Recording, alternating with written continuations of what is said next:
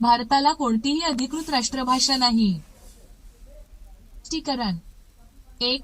भारतीय राज्यघटनेने कोणत्याही भाषेला राष्ट्रभाषा म्हणून मान्यता दिलेली नाही, असे विकिपीडिया सोर्स, विकिपीडिया आणि इतर अनेक माध्यमांनी स्पष्ट केले आहे.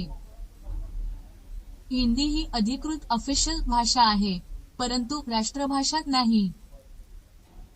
अधिकृत कामकाजासाठी हिंदी आणि इंग्रजी या दोन्ही भाषांचा वापर केला जातो. भारतीय संविधानाच्या कलम 343(1) नुसार संघाची म्हणजे भारताची अधिकृत भाषा देवनागरी लिपीतील हिंदी असेल. याचा अर्थ असा की हिंदी ही केंद्र सरकारसाठी अधिकृत कामकाज करण्यासाठी वापरली जाणारी भाषा आहे, पण ती राष्ट्रभाषा नाही.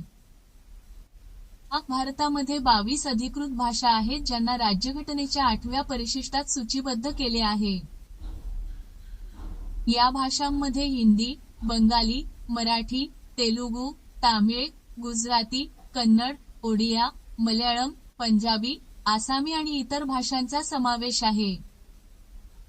8. त्यामुळे भारताला राष्ट्रभाषा नाही, परंतु अधिकृत कामकाज आणि विविध राज्यांमध्ये संवाद साधण्यासाठी अनेक भाषांचा वापर केला जातो.